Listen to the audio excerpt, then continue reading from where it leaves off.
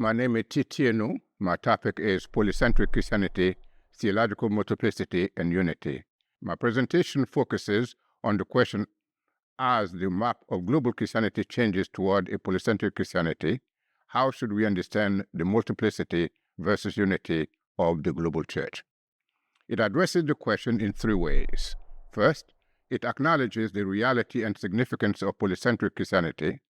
Second, it suggests that the multiplicity and unity of the global church should be understood as unity in diversity. And last, my presentation proposes that the church sustains its unity in diversity by engaging in Christian theologizing as an ongoing family conversation. First, the reality and significance of polycentric Christianity. Polycentric Christianity describes the worldwide community of Christians. In that sense, polycentric Christianity may be another expression for world Christianity or global Christianity, both well-known terms in missiological studies in reference to the contemporary map of Christianity. A casual reading of these studies may convey the impression that polycentric Christianity represents a new development. But as Sebastian Kim and Christian Kim remind us, Christianity is and has been since the first century polycentric. Why then does the idea of polycentric Christianity seem to suggest a sense of newness? An emphasis on Christian growth documented in the so-called Global South in the 20th century can give the impression that polycentric Christianity is a recent occurrence. But in a sense, what we witness today is not just a change in the map of global Christianity toward polycentric Christianity. We are rediscovering the importance of polycentrism for the Christian faith. Viewing Christian theology as a single system constitutes another factor that could create misunderstanding regarding the reality of theological multiplicity implied in the recognition of the polycentric nature of Christianity. The polycentric nature of Christianity, built on the conviction that Christianity is not permanently wedded to any human culture and has as many centers as the number of cultures of its adherents, is significant for how we should understand theological multiplicity and unity in the global church.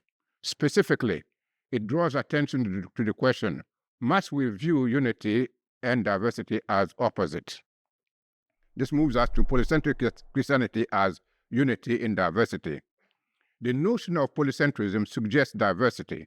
For this reason, issues related to unity and multiplicity are legitimate concerns for Christians when they read or hear the term polycentric Christianity.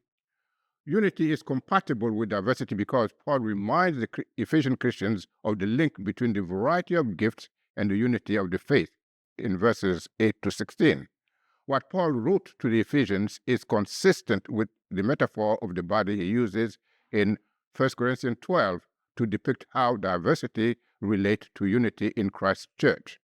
The metaphor of the body establishes the framework for how we should understand multiplicity and diversity in the global church today. Today, as in the past, unity and diversity represent two aspects of the universal and local dimensions of the church. The universal dimension of the church that the word unity evokes does not require uniformity. Hence, we move to unity sustained by engaging with theology as a family conversation.